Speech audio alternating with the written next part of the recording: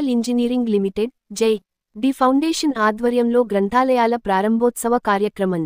నేటి బాలలే రేపటి భావి భారత పౌరులుగా తీర్చిదిద్దే సత్సంకల్పంతో గ్రామీణ ప్రాంతాల్లోని ప్రభుత్వ పాఠశాలల్లో గ్రంథాలయాలు ఏర్పాటు చేయాలని ముఖ్య ఉద్దేశంతో ఈరోజు కేశవరం మరియు మూడు చింతలపల్లి గ్రామాల్లోని జడ్పీహెచ్ఎస్ పాఠశాలలో శుక్రవారం గ్రంథాలయాలను ప్రారంభించారు.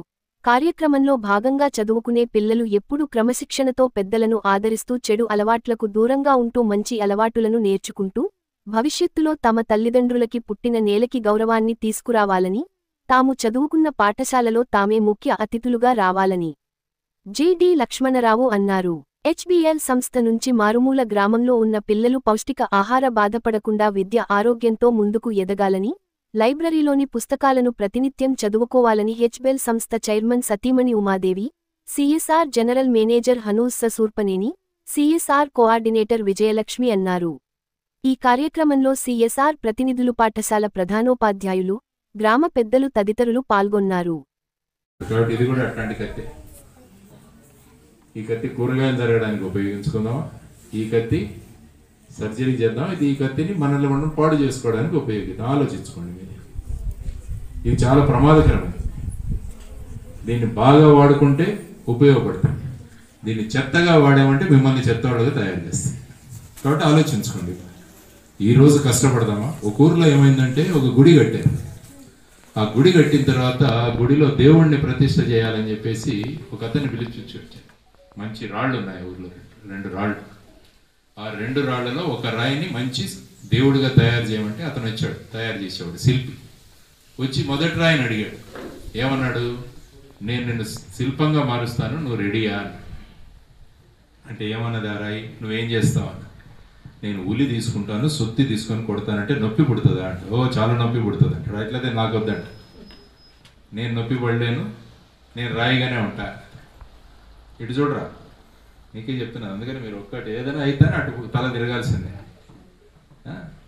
2వ రాయింది. ఆ రాయికి పోయి అడిగాడు శిల్పి, మీరు ఎంతైనా కొట్టండి, ఎంతైనా కష్టపట్టండి, నేను మటుకు శిల్పంగా మారుతానంటే దాన్ని శిల్పంగా మార్చి గుళ్ళో పెట్టాడు. గుళ్ళో అందరూ వచ్చారు, పూజలు చేస్తున్నారు, అంత పూజలు నైవేద్యాలు అన్నీ ఇస్తున్నారు. కానీ వచ్చే భక్తులు ఏం చేస్తారు? చేతిలో ఏం తెచ్చుకుంటారు? కొబ్బరికాయ. దాన్ని కొట్టాలి ఎక్కడో వచ్చాడు. మొదటి రాయి ఉన్నది మనది, దాని మీద కొట్టడం మొదలుపెట్టారు. ఈ రోజు కూడా కొడుతూనే ఉన్నారు దాన్ని. కాబట్టి చూడండి, మొదటి రాయి అనేది నాకు దెబ్బలు వద్దనింది, ఇప్పుడు ఏమవుతుంది? జీవితం అంతా దెబ్బలు తింటానే ఉన్నది. కాబట్టి ముందు వచ్చినప్పుడు చక్కగా నేను మారుతానని అంటే ఆ దెబ్బలు తప్పేవి. కాబట్టి మీరు కూడా అట్లే ఇప్పుడు కష్టపడితే రేపు ఆనందంగా ఉంటారు. ఇప్పుడు మాకు కష్టం వద్దు, మేము అల్లు అర్జున్ సినిమా చూస్తాం, మేము ప్రభాస్ సినిమా చూస్తాం, మేము పిచ్చోళ్ళలా తిరుగుతాం, బీడీలు తాగుతాం, సిగరెట్లు తాగుతాం, ఎవడైనా మందు ఇస్తే మందు తాగుతాం, ఇట్లాంటి ఆలోచించే పిల్లలు కూడా ఈ మధ్య తయారవుతున్నారు.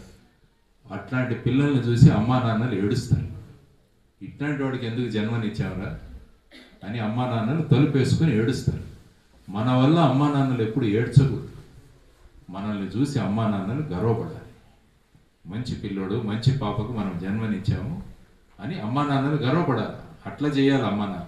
కాబట్టి మొదటి రాయి అయితే మొదటి రాయి కావాలా, 2వ రాయి కావాలా ఆలోచించుకోండి. స్కూల్లో ఉన్నంత వరకు బాగా చదివి మీరు అయితే రేపు ఇట్లాంటి కారులో వస్తారు, మీరు ఇట్లాంటి కారులో స్కూల్కి వస్తారు.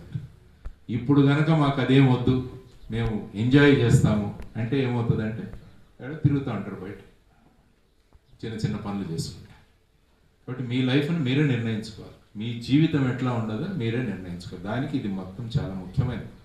స్కూల్ అన్నది చాలా ముఖ్యమైనది. కాబట్టి మొదట నేర్చుకోవాల్సింది క్రమశిక్షణ, డిసిప్లిన్. చాలామంది మగపిల్లల్ని చూశాను, ఆడపిల్లల్ని ఏదో ఒకటి అనేది, ఏడిపించేది, ఇట్లాంటి పనులు చేయాలి. అది హీరోయిజం కాదు.